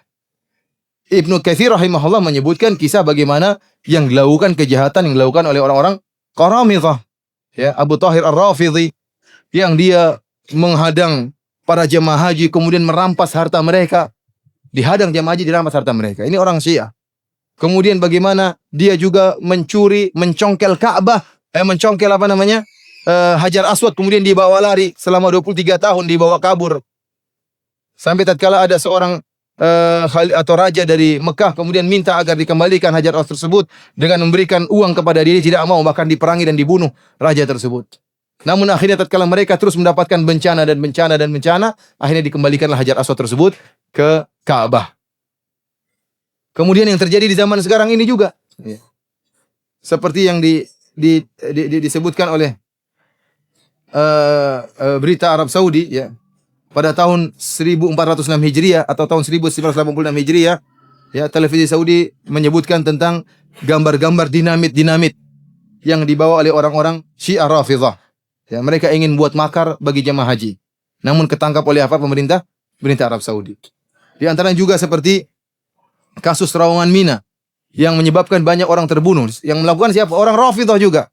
Yang buat gas sehingga membuat orang gaduh dan kalang kabut sehingga banyak yang bertindis-tindisan akhirnya meninggal dunia. Kemudian juga di masa depan. Di masa depan, kalau Imam Mahdi mereka keluar, juga sangat-sangat apa yang akan dia lakukan terhadap jemaah haji di Mekah dan di Madinah.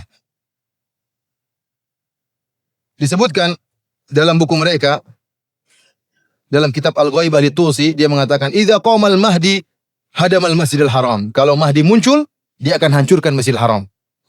Wa qata aidiya Bani Syaibah wa allaqaha bil Ka'bah, dan dia akan memotong tangan-tangan Bani Syaibah. Bani Syaibah adalah yang sampai sekarang masih bertugas menjaga Ka'bah. Ya, dari sejak zaman Nabi sampai sekarang. Kata dia, Al-Mahdi kalau muncul maka tangan-tangan mereka akan dipotong penjaga Ka'bah tersebut. Kemudian tangan-tangan kaki mereka ini akan digantung di Ka'bah. Dan akan ditulis pada gantungan tangan dan kaki mereka itu, haula'i saraqatul Ka'bah. Mereka ini pencuri Ka'bah. Nanti bayangan kalau keluar Mahdi, sangar. Ya, masjid dihancurkan oleh dia. Dalam riwayat yang lain, dalam kitab Al-Ghaibah lil Maqdisi, demikian juga Biharul Anwar, dikatakan, innal qa'im yahdimu al-Masjidil Haram hatta yaruddahu ila asasihi. Bahwasanya Mahdi akan menghancurkan Masjidil Haram sampai dikembalikan kepada pondasinya. Artinya benar-benar dihancurkan. Jadi mereka ini hasut sama siapa? Sama pemerintah Saudi, ya. Jadi pemerintah Saudi sudah bangun Masjidil Haram, sudah diperluas, itu akan dihancurkan nanti semuanya sama siapa? Imam Mahdi mereka. Dikembalikan kepada pondasinya. Sadis banget ini. Ikhwani fillah azani Allah hayakum. Oleh karenanya, tidak heran jika mereka berani melakukan kriminal di Masjidil Haram dan Masjid Nabawi, ya. Bahkan terakhir berita yang saya dapat bagaimana orang-orang Iran membagi-bagikan permen yang isinya obat mandul. Mereka bagikan kepada Ahlus Sunnah. Ini sudah saya dengar sekitar 6 tahun lalu. Pertama kali saya bawa istri saya ke Madinah, saya bawa anak-anak ke masjid, maka teman saya melarang, kata Firanda, hati-hati. Kamu jangan bawa anakmu ke Masjid Nabawi. Hati-hati, nanti ada orang Iran bagi-bagi apa namanya? Bagi-bagi permen obat mandul. Ya. Saya dalam hati saya, orang ini khurafat, ya. Terlalu suudzon. Bagi saya dia terlalu suudzon. Di zaman tersebut belum ada pembunuhan-pembunuhan seperti seramai sekarang ini. 7 tahun lalu ya, belum ada. Belum ada pembantian, belum ada YouTube sebagaimana seramai sekarang ini. Saya tidak membenarkan perkataan dia. Sekarang baru terbukti. Ternyata ada orang Iran ditangkap di Masjid Nabawi karena membagikan permen yang isinya obat apa? Obat memandul. Agar Ahlus Sunnah nanti ke depan sedikit jumlahnya, sehingga mudah untuk diserang kalau muncul Imam Mahdi. Jadi Imam Mahdi yang akan muncul nanti sangat sangar. Imam Mahdinya orang-orang Syiah. Sangat sangar, dan dia pertama kali tatkala dia muncul, dia akan pergi ke Masjid Nabawi, kemudian dia akan mengeluarkan mayat Abu Bakar dan mayat Umar, kemudian digantunglah mayat Abu Bakar dan Umar tersebut di pohon korma. Di pohon korma yang kering. Ini disebutkan dalam buku-buku mereka, dalam Biharul Anwar dan juga dalam kitab Al-Anwar An-Nu'maniyah, dalam kitab-kitab yang lain. Setelah digantung mayat Abu Bakar dan Umar, pohon korma yang tadinya kering menjadi basah, kemudian menjadi segar dan mengeluarkan buahnya dan daun-daunnya. Ini istidraj dari Allah, kata mereka. Akhirnya banyak orang yang terpukau dengan keajaiban Abu Bakar dan Umar. Lihat, pohon yang kering bisa menjadi basah. Akhirnya orang-orang yang mencintai, punya dalam hatinya sedikit rasa cinta kepada Abu Bakar akan berkumpul di suatu tempat, membentuk saf, membela Abu Bakar dan Umar. Adapun orang-orang yang benci Abu Bakar dan Umar akan dikumpulkan pada saf yang lain, orang Syiah dan semuanya. Maka setelah Ahlus Sunnah seluruhnya dari penjuru dunia berkumpul, maka dibunuh oleh Imam Mahdi. Jadi Imam Mahdi mereka ini sangar, nanti kalau udah muncul, bukan cuma antum-antum juga bakalan dibunuh oleh Imam Mahdi. Tapi Imam Mahdinya insya Allah nggak keluar ya. Karena Imam Mahdinya sudah 1200 tahun sembunyi, nggak keluar sampai sekarang. Ikhwani fillah azanillahu wa iyyakum, ini kita berbicara tentang sejarah berdarah orang-orang Syiah, dan sekarang kita akan berbicara tentang akidah orang-orang Syiah. Ikhwani fillah azanillahu wa iyyakum, di antara kekhususan orang-orang Syiah ini, kerusakan akidah orang Syiah yang tidak dimiliki oleh firqah-firqah sesat yang lainnya adalah meyakini Al-Quran tidak otentik. Al-Quran kurang. Al-Quran terjadi perubahan. Para ulama ahli firqah-firqah dalam buku-buku mereka seperti saya sebutkan, seperti Maqalatul Islamin, ya. Aqaid Aqidah Salasah wa Sab'in Firqah, dalam kitab Al-Farqu Bainal Firaq, dalam kitab Al-Milal wan Nihal karya Syahristani, dalam kitab misalnya An-Nihal fil Milal wal Ahwa, ya, karangannya Ibnu Hazm. Mereka menyebutkan banyak firqah. Di antaranya firqah Khawarij, di antaranya firqah Mu'tazilah, di antaranya firqah Murji'ah, dan cabang-cabangnya di antaranya firqah Rafidhah, firqah Syiah. Namun seluruh firqah-firqah sesat yang ada dalam Islam, semuanya mengakui bahwasanya Al-Quran itu otentik, tidak ada perubahan. Semuanya. Hanya saja mereka sesat dari sisi penafsiran Al-Quran. Tapi mereka mengakui Al-Quran tidak ada perubahan. Al-Quran itu murni dijaga oleh Allah. Mereka mengakui firqah sesat manapun. Kecuali orang-orang Syiah. Orang-orang Syiah ini satu-satunya firqah yang menyatakan Al-Quran ada perubahan. Ini akidah spesialnya orang-orang apa? Syiah. Yang tidak dimiliki oleh firqah-firqah sesat yang lainnya. Dan ini benar-benar mereka nyatakan dalam buku-buku mereka. Bahkan riwayat tentang telah terjadi perubahan terhadap Al-Quran, ribuan riwayat. Tidak mungkin mereka tolak. Dan termaktub dalam buku-buku terkenal mereka seperti Al-Kafilul Kulaini, kemudian Biharul Anwar, dan kitab-kitab topnya milik orang Syiah semuanya menyatakan Al-Quran tidak otentik lagi. Oleh karena tatkala Ibnu Hazm rahimahullah berdebat dengan orang-orang Nasrani, kemudian Ibnu Hazm membuktikan bahwasanya dalam Injil itu ada perubahan, tidak otentik lagi karena ada tangan-tangan manusia yang merubah Injil. Disebutkan kontradiksi antara yang terdapat dalam Injil disebut oleh Ibnu Hazm, membuat orang-orang Nasrani bungkam, tidak bisa berbicara, mengakui bahwasanya Injil telah terjadi perubahan. Namun apa kata orang-orang Nasrani? Benar, Injil ada perubahan, tapi Al-Quran juga ada perubahan. Kata Ibnu Hazm, siapa yang bilang Al-Quran ada perubahan? Orang-orang Syiah yang mengatakan demikian. Kata Ibnu Hazm, orang Syiah bukan Islam. Gampang, kata dia apa? Orang Syiah bukan apa? Bukan Islam. Karena barang siapa yang mengatakan Al-Quran ada perubahan, itu bukan orang Islam. Allah Subhanahu wa taala mengatakan, "Qul la in ijtama'atil insu wal jinnu ala ayatu bimithli hadzal Qur'an la ya'tuna bimithlihi walau kana ba'dhum li ba'dhin dhahira." Katakanlah, meskipun seluruh jin dan seluruh manusia berkumpul untuk bisa membuat seperti Al-Quran, mereka tidak bakalan bisa. Kalau ternyata Al-Quran ada perubahan, law kana min indillah indi ghairillah lawajadu fi ikhtilafan katsira. Kalau Al-Quran bukan dari Allah, maka akan terjadi banyak kontradiksi. Kalau ternyata Al-Quran ada perubahan, orang lain bisa bikin seperti Al-Quran. Tapi Al-Quran dijaga oleh Allah. Inna nahnu nazzalna dzikra wa inna lahu lahafizun. Kami yang turunkan Al-Quran dan kami yang akan menjaga Al-Quran. Kita orang Islam meyakini, barang siapa yang meyakini ada satu huruf dalam Al-Quran yang kurang dan dirubah, kita bilang dia kafir. Berarti kita tidak meyakini penjagaan Allah terhadap Al-Quran. Bagaimana lagi kalau orang-orang mengatakan Al-Quran ya banyak perubahan, ayat-ayat didistorsi, ayat-ayat kurang. Yang lakukan siapa? Para sahabat. Oleh karenanya satu akidah orang Syiah ini sudah cukup membuat kita mengkafirkan mereka. Karena memang kita meyakini bahwasanya Al-Quran adalah sempurna dan tidak ada perubahan, dan Allah menjaga Al-Quran dari adanya perubahan. Oleh karenanya di antara mukjizat Al-Quran, ya, walaqad yassarna lidzikri, kami telah memudahkan Al-Quran untuk apa? Banyak orang yang menghafal Al-Quran mudah. Orang anak kecil aja hafal Al-Quran. Umur masih 7 tahun, 8 tahun sudah hafal Al-Quran. Ada perubahan sedikit Al-Quran, maka akan ketahuan. Tidak mungkin ada perubahan dalam Al-Quran. Namun inilah akidah orang-orang Syiah. Sampai-sampai ulama mereka yang bernama An-Nuri At-Tabarsi menulis sebuah kitab Faslul Khitab fi Tahrifi Kalami Rabbil Arbab. Penjelasan yang gamblang tentang bahwasanya Al-Quran sudah berubah. Dan dia menukil banyak perkataan ulama tentang adanya perubahan dalam Al-Quran. Inilah yang menyebabkan terjadi perkelahian di Sampang. Iya atau tidak? Gara-gara meyakini Al-Quran sudah tidak otentik. Ya, orang jengkel dibilang Al-Quran tidak otentik. Kitab suci yang kita selama ini kita yakini dikatakan tidak beres. Dan meyakini Al-Quran itu kurang, ini kekufuran yang paling top. Kenapa? Kalau kita meyakini Al-Quran itu kurang atau ada perubahan, maka tidak ada kekufuran lagi.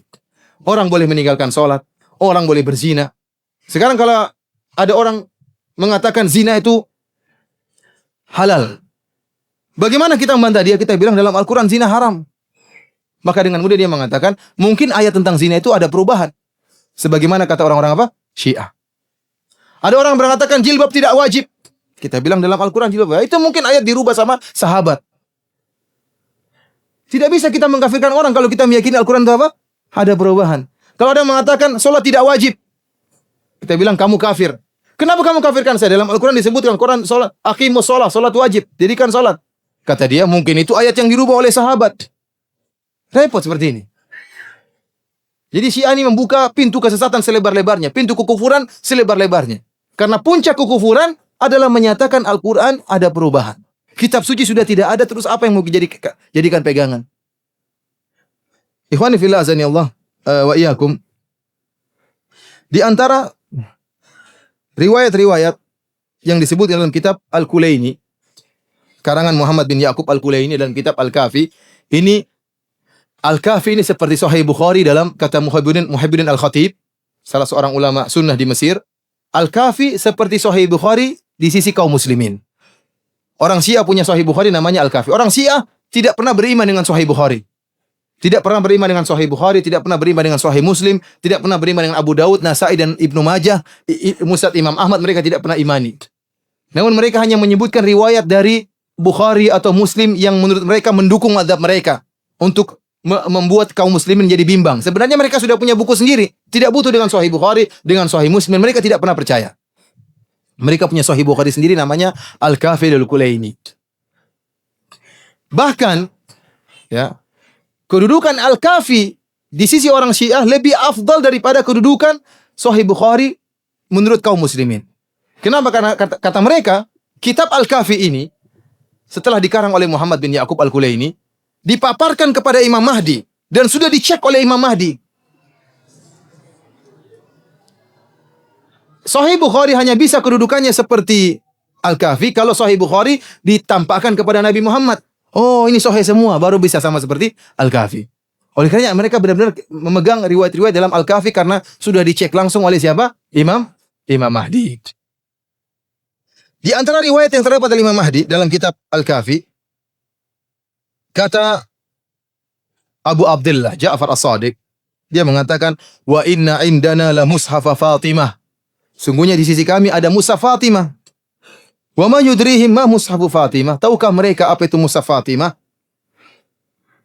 Mushafun fihi mithlu Qur'anikum hadza thalatha marrat. Mushaf Fatimah, Quran ka Fatimah itu seperti Quran kalian 3 kali lipat.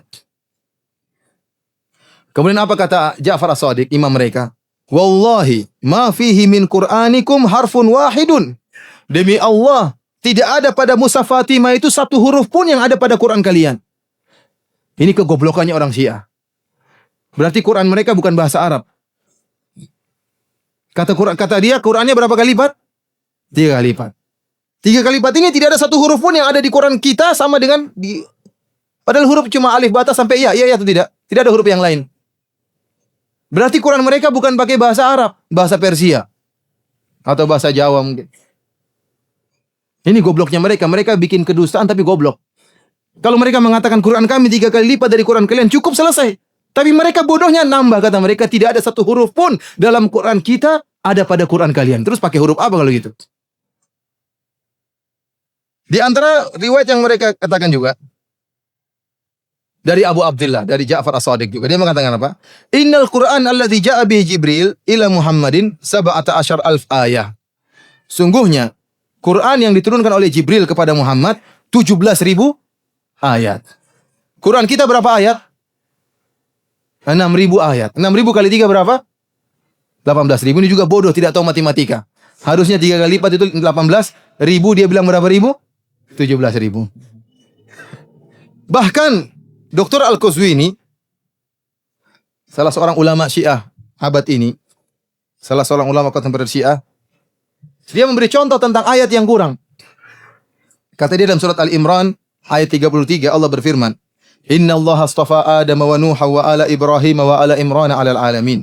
Sungguhnya Allah telah memilih Adam dan Nuh dan keluarga Ibrahim dan keluarga Imran di atas alam semesta, dalam segala umat, di atas segala umat. Kata dia, ada ayat yang dikurangi oleh para sahabat. Harusnya Allah berfirman, Inna Allah astafa Adam wa Nuhan wa ala Ibrahim wa ala Imran wa ala Muhammadin alal alamin. Sungguhnya Allah telah memilih Adam dan Nuh dan keluarga Ibrahim dan keluarga Imran dan keluarga Muhammad Ahlul Bait di atas seluruh umat manusia. Ini kata dia contoh adanya kekurangan dalam Al-Qur'an.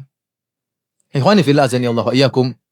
Inilah keburukan orang-orang Syiah sehingga mereka mengatakan Al-Qur'an terjadi penyimpangan.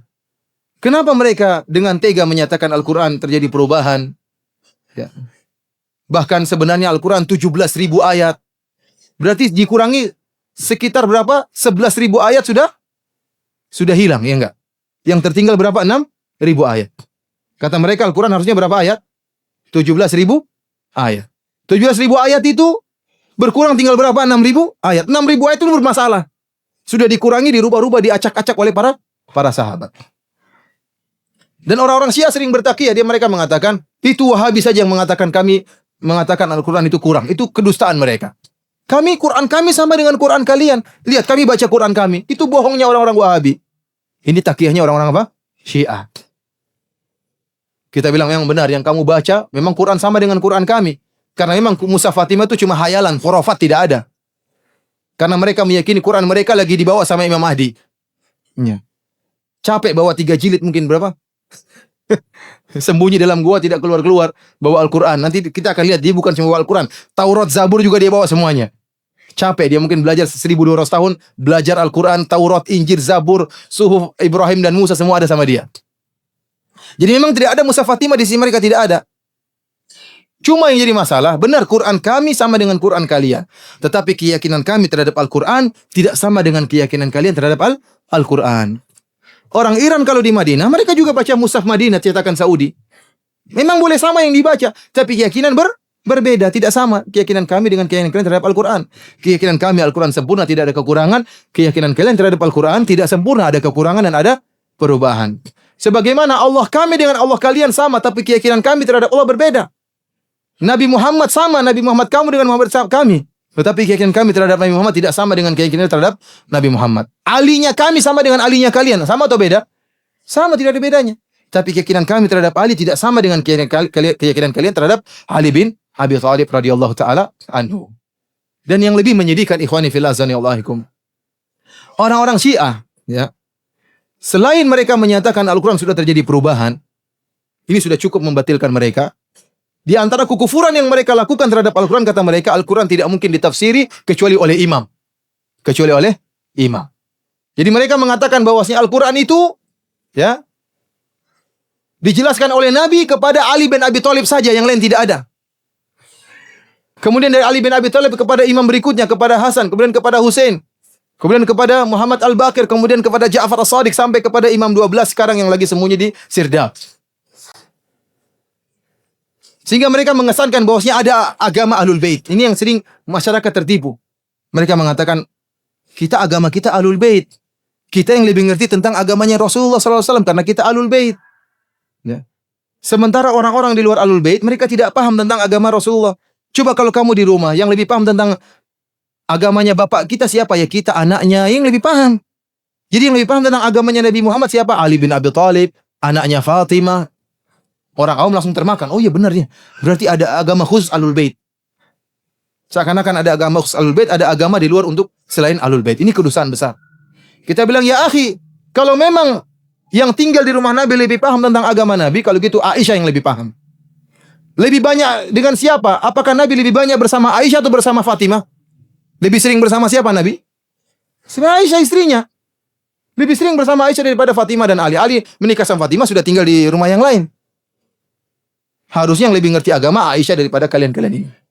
Kemudian apakah Ahlul Bait cuma orang-orang Syiah? Banyak Ahlul Bait yang Ahlus Sunnah banyak. Yang tidak berpemahaman seperti kalian. Jadi mereka mengesankan bahwasanya ada agama khusus buat Ahlul Bait. Ini tidak benar, tidak benar.